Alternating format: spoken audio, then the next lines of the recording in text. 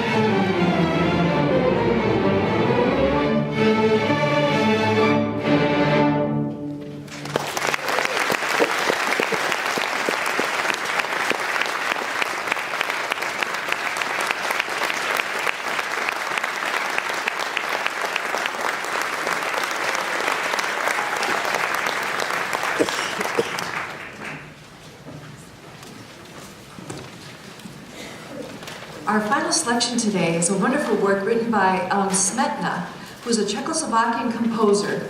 And this particular movement that we're going to do comes from a larger work that he wrote called Má vlast, which means my homeland.